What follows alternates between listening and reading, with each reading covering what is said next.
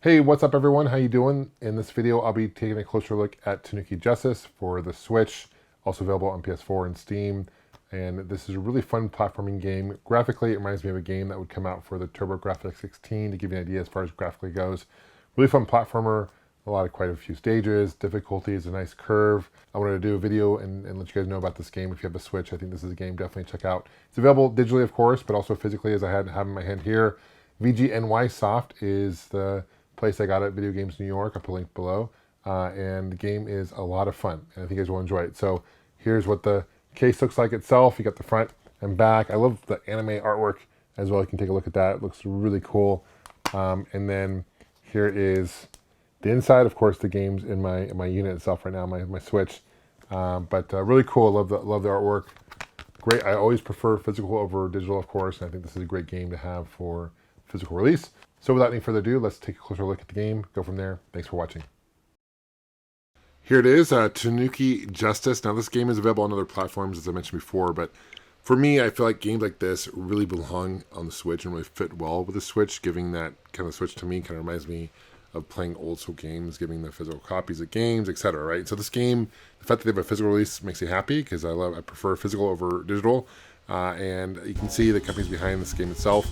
The intro itself, though, is pretty quick and to the point, right? There really isn't much story initially in the game anyway, which is not necessarily a bad thing. You kind of dive right into it.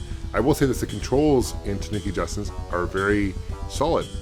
You have these like shuriken stars that you can throw around as well. I'll show you in a second. You have different options before you start. There's trophies you can get the game, kind of shows you what trophies you've unlocked. There's various options you can change. The controls, which is awesome, sound effects, music, etc. Right?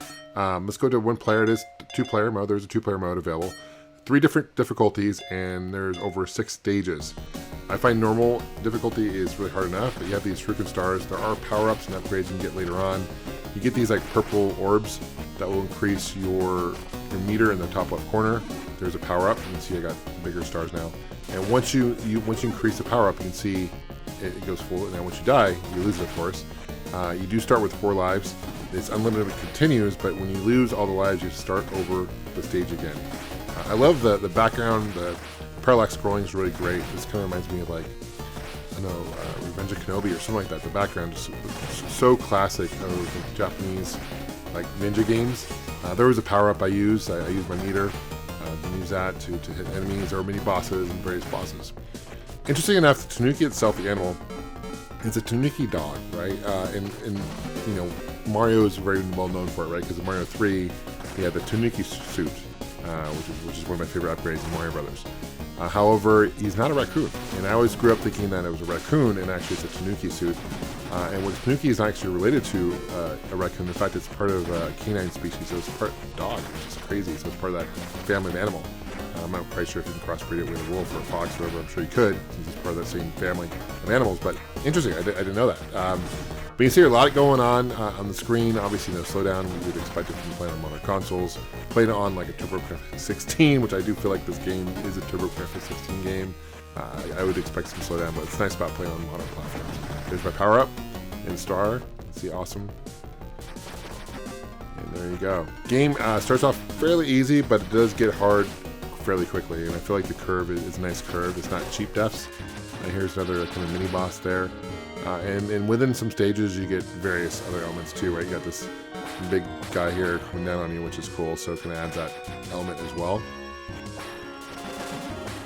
You can fire down, up, all that. There's shields and things like that, which I have there, which protect you temporarily. And the music in this game is really good. I actually really love the music and really enjoyed it. Very much for these star suits. What games does this game remind you of? I feel like it's obviously influenced from classics, which is great. And I really enjoyed playing this game a lot. Here's this guy here. Awesome. I'm not quite sure how you get those when you're at the bottom. I think you have to hit those, and those enemies, they just go down. It's kind of a trick. You can't double jump in the game, which is nice, as you just did there. Definitely helps. And there's a timer, of course. You can see I have 185 seconds left in time, but I can increase that. Here are kind of the bosses. I'll use my special power here. these monkeys. Now, these monkeys, you can see there's a meter in the bottom right corner. They're not individual. You just hit them and they both blow up. Right? So it's not you have to kill one at a time, which is kind of nice. Round clear. Under round 3. Those guys are kind of tricky. This kind of reminds me of Adventure Island a little bit. Just the background and just the graphics. Gameplay. You have like really precise jumps in this game, and you have to time it up right. And the enemies are definitely have a pattern, and they kind of appear in the same spot. So it helps because if you kind of get stuck in a spot, you can just kind of memorize the pattern and the enemies and when they're going to appear, and it makes things much easier. But one hit death, right? There, unless you have a shield, of course. There's an orb. Not quite sure how you get that power up there, or that box.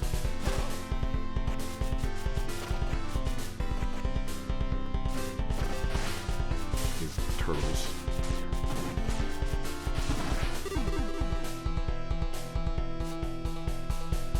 You gotta, in some parts of the game, you have to kind of defeat all the enemies that appear to you, and then you can continue.